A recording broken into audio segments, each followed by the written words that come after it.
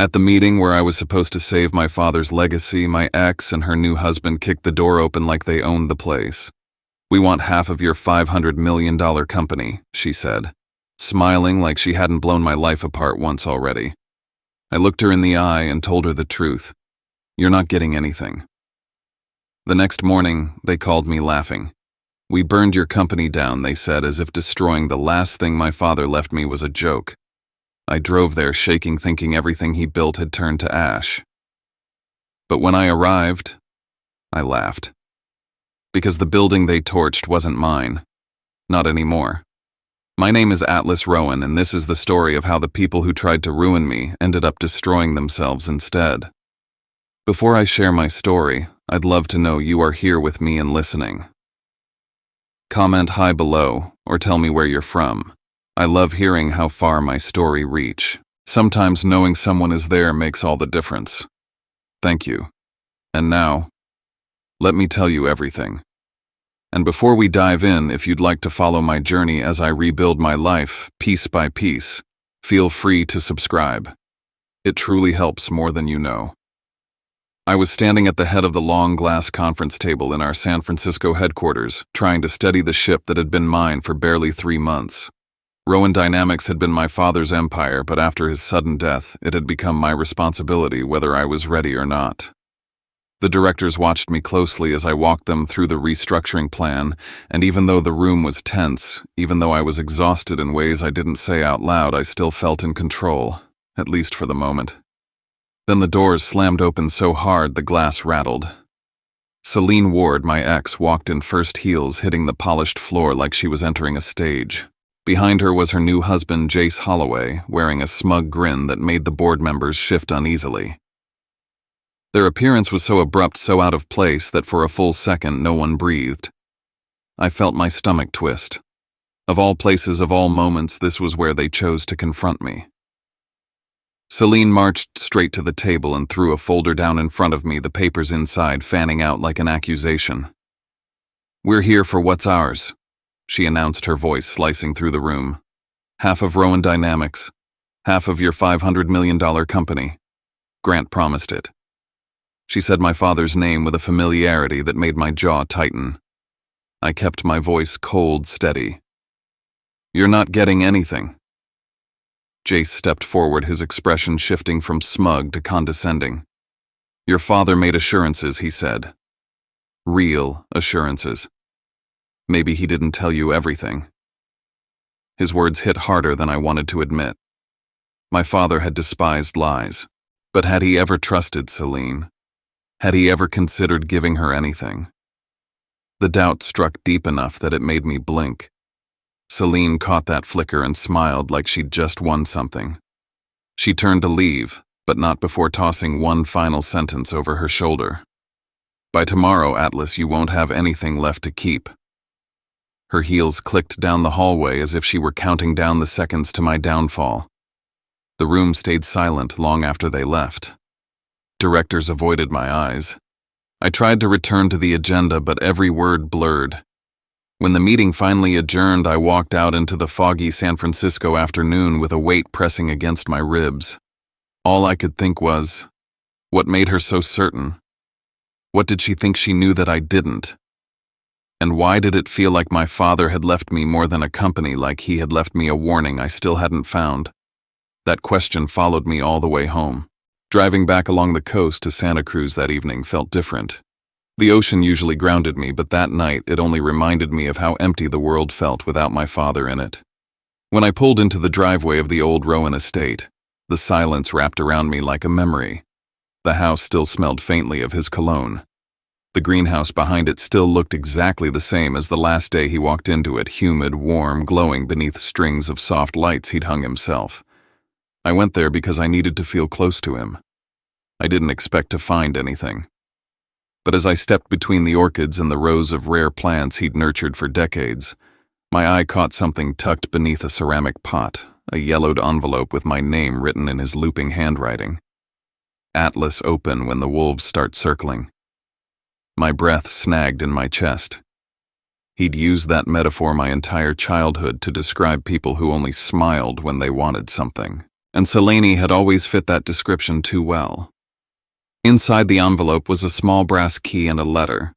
My father's voice played in my mind as I read. He warned that someone would try to destroy the company after his death. He told me to open the safe in his office. And then came the part that made my hands shake. Do not trust anyone. Not even Ember, my brother. The last person I thought my father would ever caution me against. The confusion cut deeper than the warning itself. Ember and I had fought before, sure, but betrayal. It didn't make sense, unless there was something I didn't know.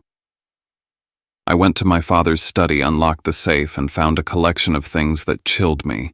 An SSD loaded with files, a USB drive, photographs of Selene and Jace meeting people they had no reason to meet, bank transfers dated during the months my father was sick, a video of Selene handing an envelope to the nurse who cared for my father in his last weeks, a forged contract with my brother's signature on it, and then one photo that froze my breath entirely. Ember standing with Selene outside a cafe, passing her a folder I recognized from my father's business archives. The floor seemed to tilt under me.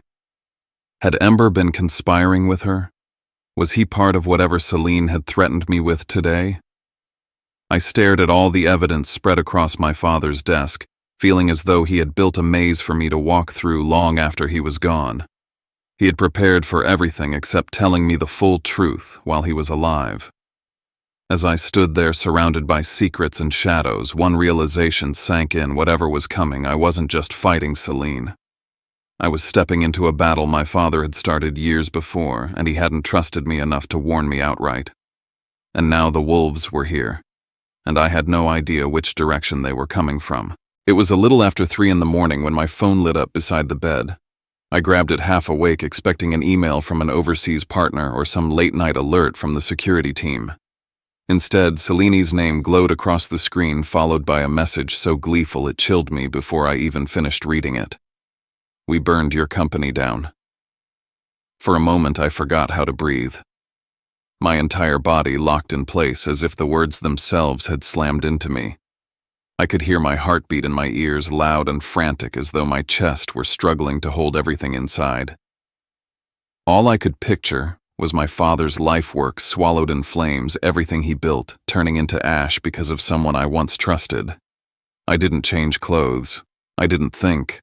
I just grabbed my keys and tore out of the driveway, heading north on Highway 1 toward Monterey, where the company's old facility used to stand. The darkness outside felt heavier than usual, the road lit only by the sweep of my headlights. As I drove, my father's voice from the letter echoed in my head, his warning that someone would try to destroy what he left behind. Suddenly, every piece began stitching itself together: Selene barging into the meeting, her threat that I wouldn't have anything left by morning, the photograph of Ember with her. It all felt too orchestrated to be coincidence. The closer I got to Monterey, the more orange light I saw bleeding into the sky. And when I finally turned onto the industrial road where the old warehouse stood, my fears crystallized into a sight I'll never forget. Flames towered into the air like they wanted to take the stars down with them. The fire department was already there, water blasting against what remained of the structure, steam hissing as metal bent and collapsed. I stepped out of my car and just stood there, feeling heat on my face, watching a place I once walked through with my father dissolve into nothing. Memories flooded me, my dad leaning over prototype stations, laughing with engineers, calling me to see some new breakthrough. This had been the birthplace of Rowan Dynamics, the place where our first energy cells were built. And now it was a blackened skeleton barely holding up against the spray of the hoses. But then something tugged at the back of my mind, something off. A detail I couldn't ignore. The sign that once carried the Rowan Dynamics logo was gone, replaced almost 2 years ago when my father quietly sold the building. The layout wasn't the same either. This wasn't the facility I'd been using since becoming CEO. It wasn't even owned by the company. It was the empty warehouse my father had divested long before he died. I felt a strange mix of disbelief and something dangerously close to relief.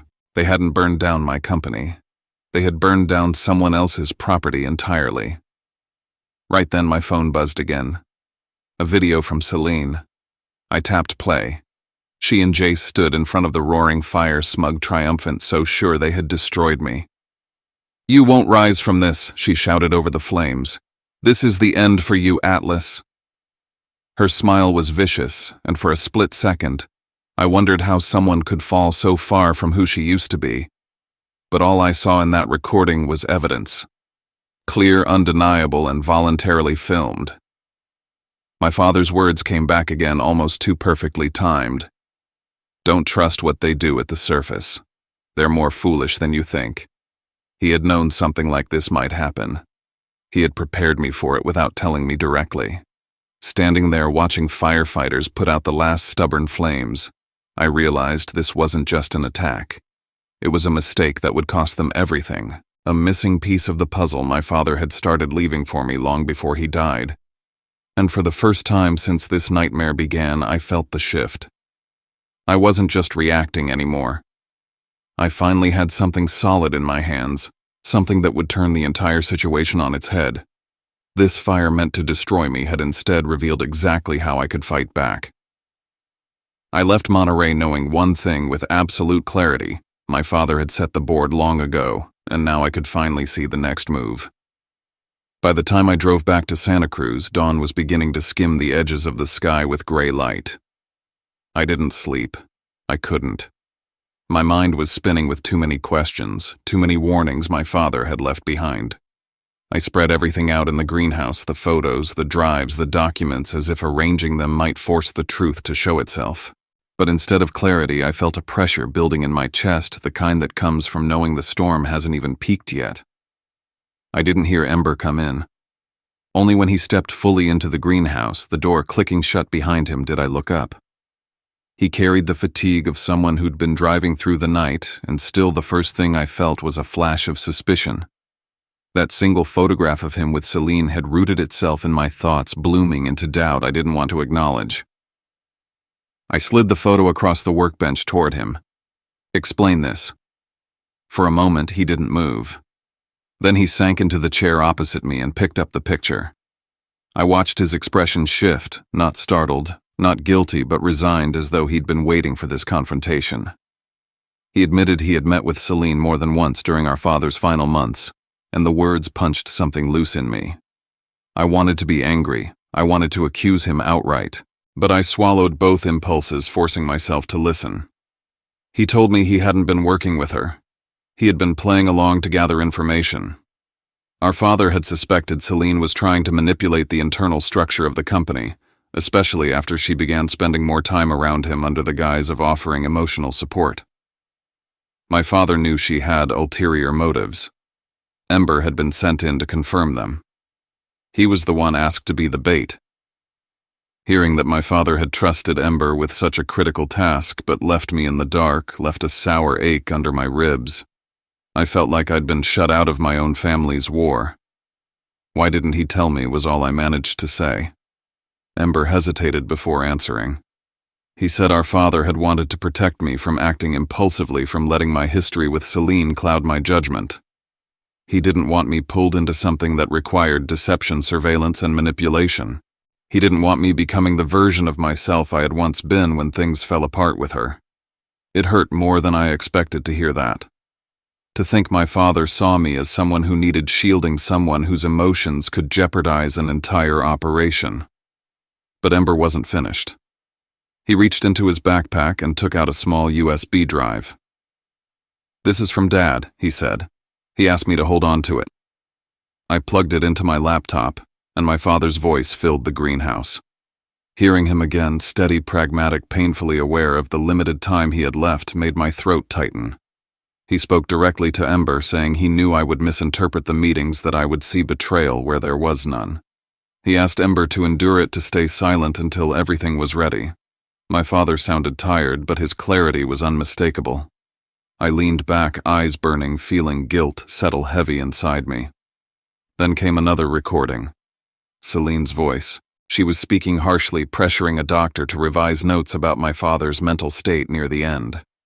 She wanted documentation to later claim he had not been of sound mind while adjusting his will. Hearing her push that narrative, hearing her use my father's illness as leverage, knocked the breath out of me. This wasn't just greed anymore. It was an assault on his dignity. I shut the laptop not because I didn't want to hear more, but because the weight of what I had learned was almost too much to sit with. Celine hadn't just plotted to take the company. She had tried to rewrite the final chapter of my father's life to suit her agenda. That realization hardened something inside me. I looked at Ember and said, "We're ending this at the will reading." He nodded. The distance that had grown between us over months dissolved in that moment. We were no longer two brothers circling around secrets. We were standing on the same side at last. And for the first time since my father died, I felt ready not just to defend what he left me, but to expose everything he fought to keep hidden until the right moment arrived. By the time I pulled into the parking structure of our real headquarters in Silicon Valley, the entire building felt on edge. Word about the fire in Monterey had already spread online, and employees whispered in worried clusters in the lobby, turning toward me as if I carried the verdict in my hands. I told them the truth in a steady voice. The company remained untouched, operations were secure, and they had nothing to fear. I could see the relief move across their faces, but beneath it lay something heavier: anger that someone had tried to bring us down at all. I went straight to the security division and asked them to pull every available angle of footage from the area around the old warehouse. Within an hour, they had a cluster of screens lit up, and I stood there watching Celine and Jace parade around the fire. They started posing for the camera, as if it were some sort of victory monument. They filmed themselves laughing, shouting my name, proclaiming that I had finally lost. It was so absurd that part of me couldn't believe the two of them had sunk this low. But then something else caught my eye. In the far left corner of one frame, partly obscured by the flames, a man stood back in the shadows. He didn't move with panic or thrill. He stood like someone assessing damage, someone waiting. His posture was familiar in a way that made my skin tighten. I leaned closer to the monitor. The footage was grainy, but I knew I'd seen that silhouette before. A former employee of Rowan Dynamics, fired years ago for siphoning resources, someone my father had warned me about even before he fell ill. The realization lodged itself in my mind like a stone. The more I watched, the clearer it became that Celine and Jace weren't just acting on their own impulses. Someone had guided them. Someone had fed their ambition. And someone had used them as a distraction. When I returned to my office, I took out the files my father had hidden in the safe and started piecing things together. Among the papers was a folder detailing a property acquisition I had never heard him talk about: a second headquarters, purchased quietly, fully secured, and transferred under a separate corporate entity. That was the building I now stood in. He had moved the entire operational core long before he died. He had anticipated risks I had never imagined, and had positioned Rowan Dynamics in a way that would withstand attacks from outside and within. He hadn't told me because he wanted the transition of leadership to look clean, and because he needed to know exactly who might try to undermine me once he was gone. It was protection disguised as secrecy, a silent shield he'd built without asking for credit. Back in the pile of documents was something else I'd overlooked: a string of email archives showing Celine's communication with a tech competitor in San Jose. They had discussed a buyout plan disguised as a rescue package, one that would go into motion only if the company faced legal turmoil or public collapse. They had been preparing to swoop in the moment Rowan Dynamics became vulnerable. My stomach tightened as I read further. One file showed that my father had entertained an offer from that competitor months before his death, but only to expose their intentions. He had played the game long enough to draw them into showing their hand. Celine must have learned about those negotiations and assumed she could leverage them for her own benefit. She must have believed she could step into my father's role by destabilizing everything he had built. And then there was Ember's final recording. He played it for me that afternoon. Celine had cornered him during our father's last weeks, insisting he sign a document stating that our father had been mentally unfit while revising his will. Ember had refused, and when she pushed harder, he recorded the entire exchange. He had turned the files over to our father, who added them to the growing evidence of betrayal. The more pieces fell into place, the more I realized that this wasn't a simple power grab. Someone with influence behind the scenes had orchestrated the push against me. Celine was only the face of the problem. The real danger was the person hidden in that video, the person who knew how to operate from the shadows. By nightfall, Ember and I sat across from each other with every file, every recording, and every photograph spread across the table between us. We both understood what had to happen next. If Celine walked into the will reading expecting victory, she would walk into something very different instead. This was no longer about defending the company. It was about defending our father's name. And for the first time since his death, I felt aligned with the path he had laid out long before I understood it. We were going to bring everything into the light. When Ember asked if I was ready, I said yes, not because I wasn't afraid, but because fear had finally stopped holding me back. Tomorrow we would return everything Celine had done back to her hands, and the world would see exactly who had tried to rewrite my father's legacy. The morning of the will reading was cold, the kind of coastal chill that seeped through stone and lingered on the skin. The building my father had chosen for these private affairs was perched on a cliff in Carmel Highlands overlooking the restless ocean. As I made my way down the long hallway toward the chamber where the reading would be held, the sound of waves slamming into the rocks below echoed through the stone walls. It felt like walking into the heart of a storm. Inside, the heavy wooden table had been set with files prepared by our attorney, Marlo Vega. She greeted me with a firm nod, but there was tension in her jaw. She knew what was coming.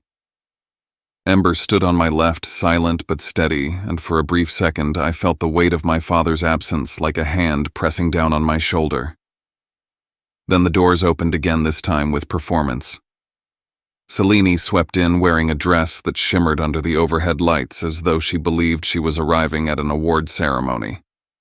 Behind her came a cameraman, then another, followed by a woman holding a microphone. Jace strutted beside her, adjusting his suit jacket like he'd practiced the gesture in a mirror. They had brought a media crew to capture their moment of triumph. Celine announced to the room that she had come to reclaim what she believed was hers.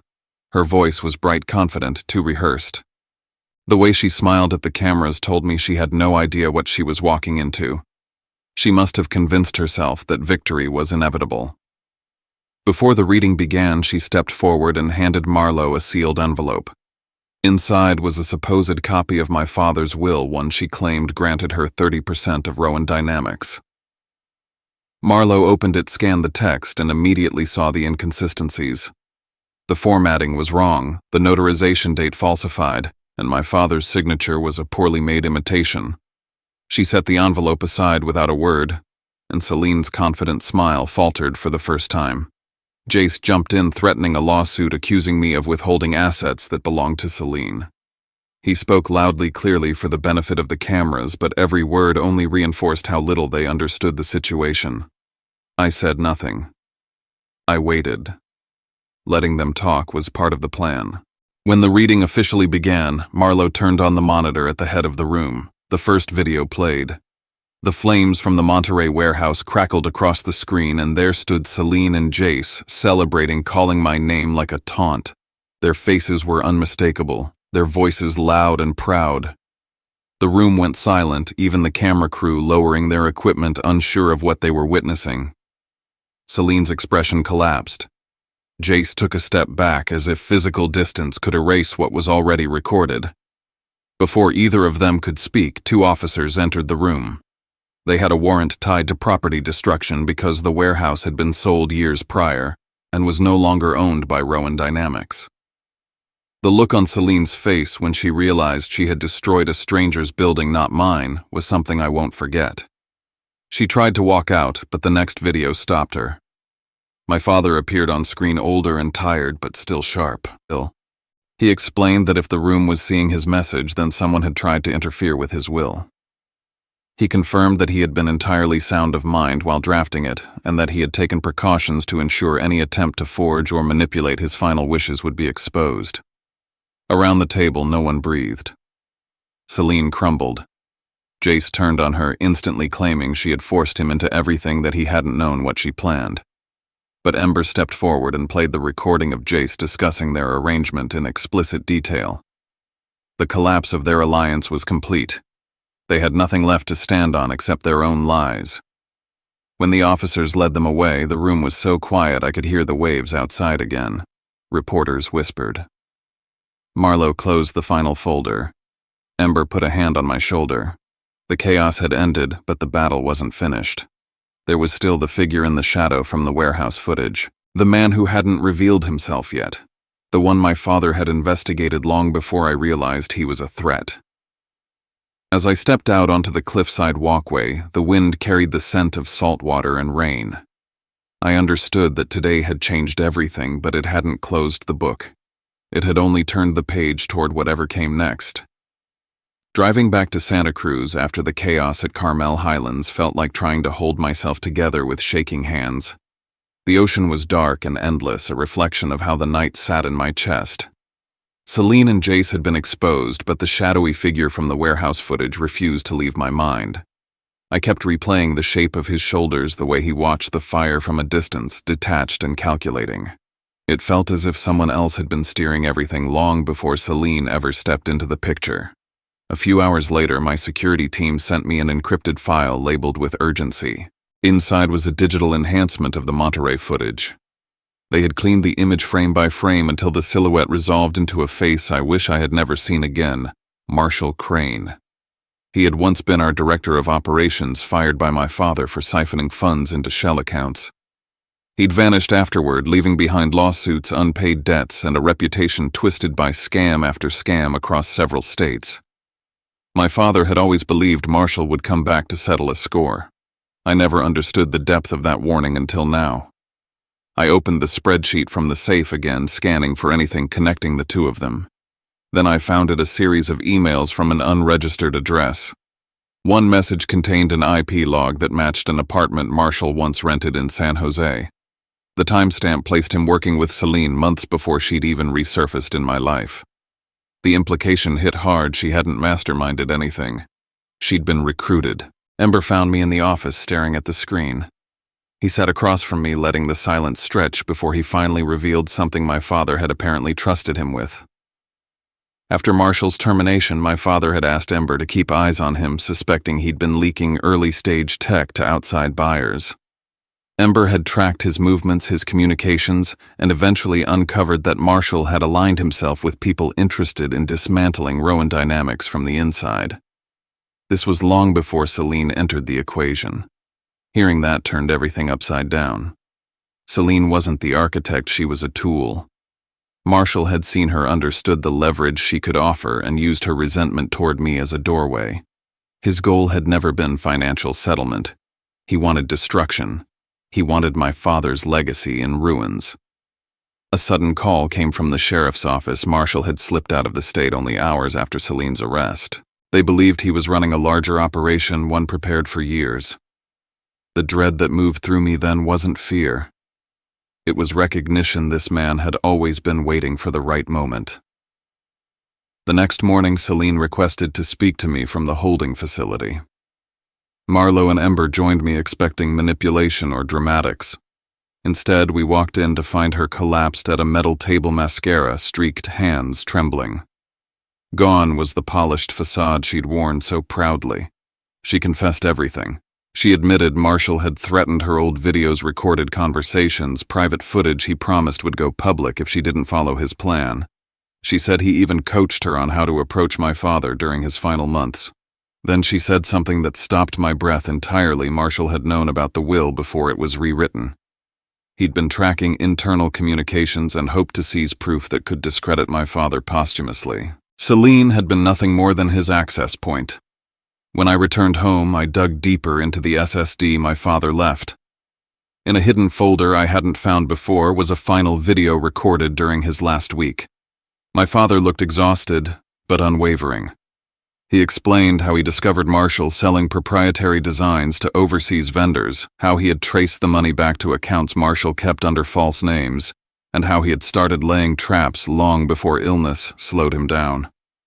He predicted that after his death, Marshall would strike. He knew the only way to protect the company was to ensure the truth would surface at the right moment. Hearing him speak with such clarity, knowing he planned all of this while fighting for his life, it broke something in me and rebuilt something else entirely. With everything compiled, audio footage, emails, the complete investigative trail, I sent copies to the state investigators and federal authorities. Celine realized then that she had been disposable to Marshall from the start. Whatever fight she thought she had left drained out of her. Marshall, however, became the target of a nationwide alert. For the first time in weeks, I felt the board of the puzzle settle into place. My father had seen farther than any of us, and now all that was left was to carry his work across the finish line. The morning of the press conference rose bright and cold, the kind of Silicon Valley day where the sky was so clear it almost dared you to speak the truth out loud. Standing on the rooftop terrace of our new headquarters, I looked down at the employees gathering in the atrium below, people who had grown with my father's vision, people who had shown up every day, even when the rumors threatened to overwhelm them. My father had taught me to face storms head-on, and today I finally understood why. When I stepped up to the podium, cameras clicked and lights flashed. I told them everything. I showed the footage of Celine and Jace burning the wrong building. I played the recording of Celine bribing the nurse. I presented the emails linking her to the competitor. Then I revealed the investigation into Marshall Crane, how he orchestrated sabotage long before my father's death. And finally, I played my father's last video, his voice unwavering as he explained the steps he had taken to protect both the company and the truth. The room absorbed every word. All doubt evaporated. My father's name emerged spotless. My company stood stronger than before. Just as I finished speaking, an agent approached the stage and handed Marlo a slip of paper. She read it, nodded, and whispered to me. Marshall had been arrested at a border checkpoint while attempting to flee into Mexico. The announcement rippled through the room, sealing the final chapter of the threat that had stalked us for years. Celine and Jace faced their consequences next. Celine cooperated with investigators, earning reduced charges, but she would still serve time for her role in the destruction and fraud. Jace, who had attempted to pin everything on her, faced harsher penalties after the recordings exposed his involvement in embezzlement. Their fall was absolute. Their ambitions ended in the ruins they had set for others. That evening, back in the greenhouse, something soft caught my eye behind the largest orchid pot. A small envelope, brittle at the edges. Inside was a note written in my father's unmistakable hand. "If you found this atlas, it means you finally understand. Remember, anger clouds judgment. What I leave you is not a company, it is the ability to rise when everything else falls." Beneath the note was a thin file describing a clean energy project he had never disclosed. A design meant to give low-income communities access to affordable power. It was his quiet dream, unfinished yet full of potential. Reading it felt like discovering the real heart of who he had been all along. In the days that followed, I restructured Rowan Dynamics with that purpose at its core. We shifted a percentage of our research funding into community-driven tech. I created a grant for young engineers. I asked Ember to serve as vice president, the partnership between us finally restored. For the first time since my father's death, the company felt aligned with the man he wanted me to become. One evening, standing alone in the greenhouse, the setting sun filtering through rows of orchids, I realized something I hadn't been able to articulate until then. Celine, Jace, Marshall, none of them had truly threatened the foundation of what my father built. Because the foundation wasn't concrete or documents or patents. It was the conviction he instilled in me, the resilience he lived by, and the integrity he fought so fiercely to protect. Looking out over the Santa Cruz coastline, I felt the weight of everything finally lift. I had walked through betrayal, doubt, and danger, but I had made it to the other side unchanged in the ways that mattered and transformed in the ways my father hoped I would be. The revenge chapter had closed. What began instead was something far greater, a new life shaped not by what was taken from me, but by what I chose to build.